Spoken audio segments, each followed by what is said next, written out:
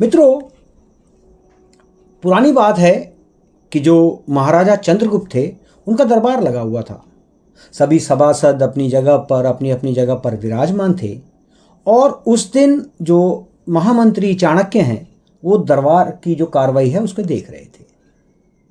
तो ये जो महाराज चंद्रगुप्त को उनको खिलौनों का बड़ा शौक था और उन्हें हर रोज़ हर हफ्ते नए नए नए नए खिलौने चाहिए थे।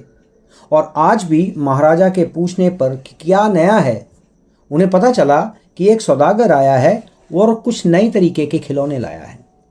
और सौदागर का ये दावा है कि आज तक महाराजा ने ऐसे खिलौने ना तो कभी देखे होंगे और ना ही भविष्य में कोई उसके अलावा ऐसे जो वो खिलौने हैं वो उनको दिखा सकता है। सुनकर महाराज ने सौदागर को बुलाने की आज्ञा दी। सौदागर आया और प्रणाम करने के बाद अपनी पिटारी में से 3 पुतले निकालकर महाराज के सामने रख दिए और उन्होंने कहा कि अन्नदाता, ये पुतले अपने आप में विशेष हैं, स्पेशल हैं। देखने में भले ही एक जैसे लगते हैं लेकिन वास्तव में स्वभाव से ये बिल्कुल निराले हैं। और ये जो पहला पुतला है इसकी कीमत 1 लाख मोहरें हैं और दूसरा जो पुतला है उसका जो मोल है वो 2000 मोहरें हैं और तीसरा पुतला केवल 1 मोहर में आपको मैं दे सकता हूँ। सम्राट ने तीनों पुतलों को बड़े ध्यान से देखा और देखने में कोई अंतर नहीं दिखा, लेकिन मूल्य में इतना बड़ा अंतर, पहला 1 लाख का, दूसरा 2000 का और तीसरा केवल 1 मोहर का।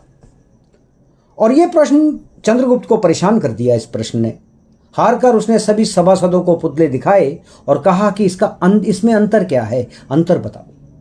सभासदों ने तीनों पुतलों को घुमा फिरा कर ऊपर नीचे चारों तरफ देखा लेकिन उस गुत्थी को कोई सुलझा ना पाया।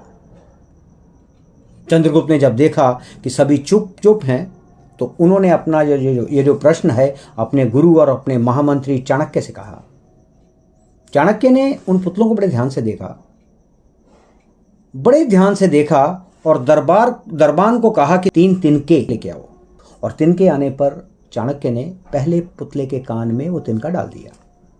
सबने देखा कि तिनका सीधा पेट में चला गया और थोड़ी देर के बाद पुतले के होंठ हिले फिर बंद हो गए।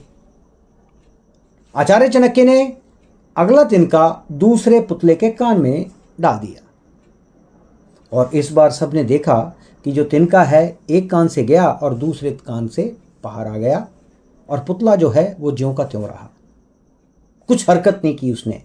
ये देखकर सब उत्सुक हो गए, उन सब की जिज्ञासा और बढ़ने रही। और आगे उन्होंने क्या देखा कि चाणक्य ने तिनका जो तीसरे पुतले के कान में डाला और सबने देखा कि पुतले का मुंह से वो बाहर आ गया और पुतले का जो मुंह है एकदम खुल गया और पुतला बार बार हिल रहा था, इस तरह से हिल रहा था जैसे कुछ कहना चाहता हो।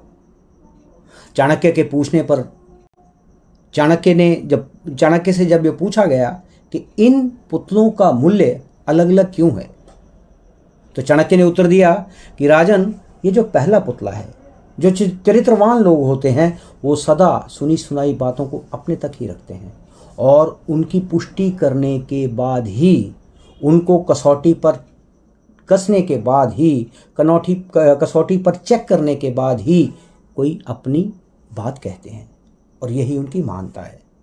और पहले पुतले से हमें ये ज्ञान मिलता है और यही कारण है कि इस पुतले का जो मूल्य है 1 लाख स्वर्ण मोहरें हैं।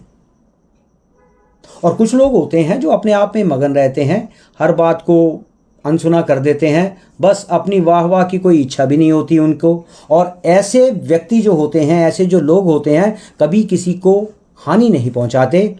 और दूसरे पुतले से हमें यही ज्ञान मिलता है और यही कारण है कि ये जो दूसरा पुतला है इसकी कीमत 2000 मोहरें है। और कुछ लोग कान के कच्चे होते हैं और पेट के हल्के होते हैं, कोई भी बात सुनी नहीं कि दुनिया भर में ढिंढोरा फेर देते हैं, शोर मचा देते हैं और इन्हें सच और झूठ का कोई ज्ञान नहीं होता। किसी कसौटी पर ये कसते नहीं है किसी चीज़ को, किसी बात को, बस जैसे ही कोई बात सुनी मुंह से बोलना शुरू हो गए। और यही कारण है कि इस पुतले का